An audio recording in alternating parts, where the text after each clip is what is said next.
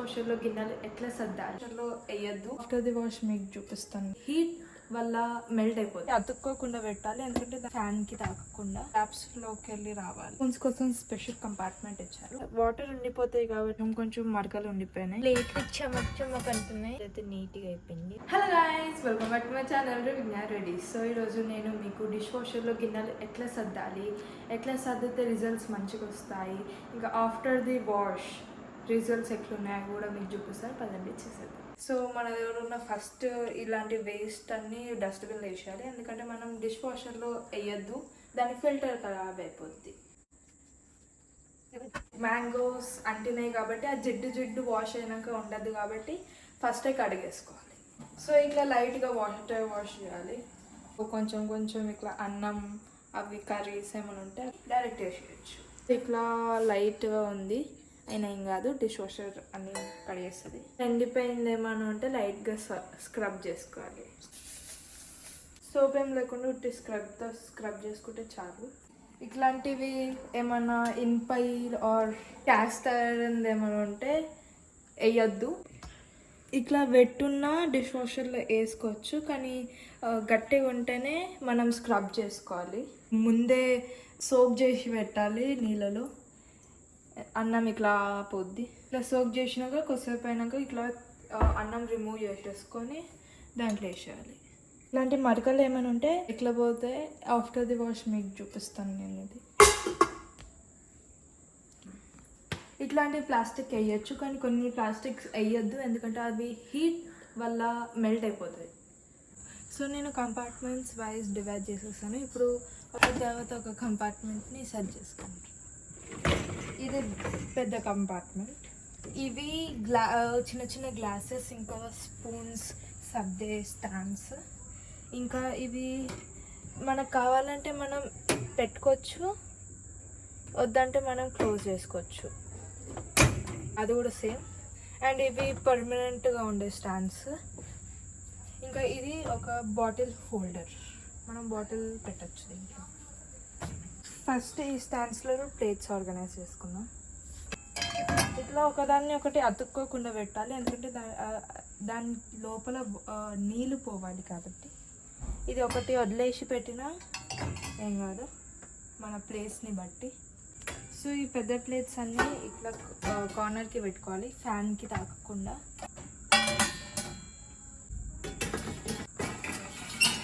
ఇవి పెద్ద అన్నీ ఇట్లా మధ్యలో పెడుతున్నాను.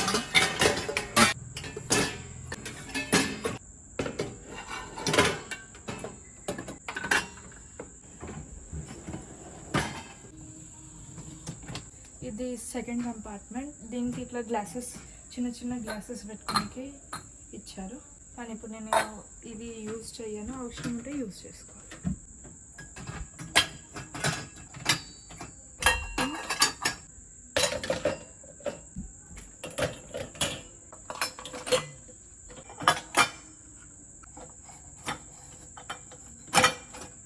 ఇప్పుడు నాకు ప్లేస్ సరిపోవట్లేదు కాబట్టి నేను దీన్ని ఇట్లా స్లాండ్ ఇట్లాగా పెడుతున్నాను.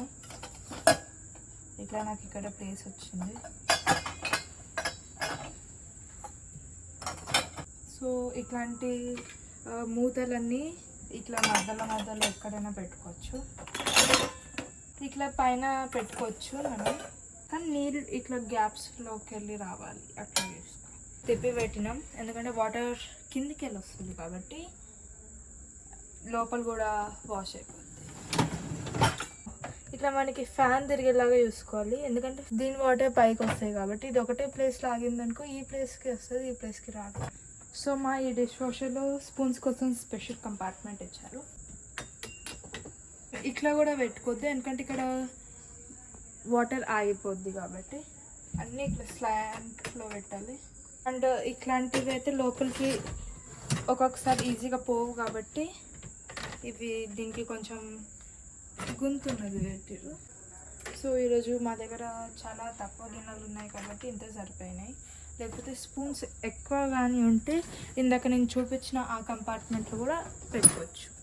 సో ఇది డిష్ వాషర్ ట్యాబ్లెట్స్, ఇది ఇక్కడ వేసుకోవాలి. సో మనకి ట్యాబ్లెట్స్ కాకుండా ఈ డిటర్జెంట్ కూడా వేసుకోవచ్చు.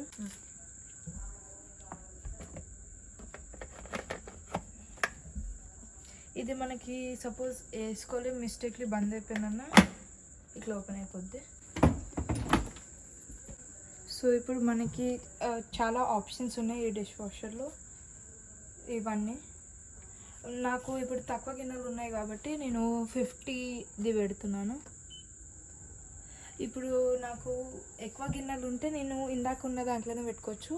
దాంట్లో అయితే ఆటోమేటిక్గా డిష్ వాషర్ డోర్ కూడా ఓపెన్ అయిపోద్ది.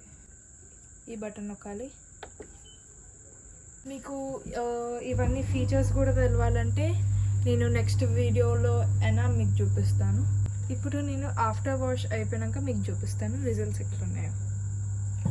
So guys, dish washer wash అయిపోయింది. పొగలు వస్తున్నాయి. ఇక్కడ వాటర్ ఉండిపోతాయి కాబట్టి మనం అన్నిటినీ తిప్పి పెడతాం. ఇది ప్లేట్. కొంచెం మరకలు ఉండిపోయినాయి, సోప్ వాటర్ మరకలు. అన్నం గిన్నె, ఇది చారు గిన్నె అండ్ ప్లేట్లు చెమక్ చెమక్ అంటున్నాయి.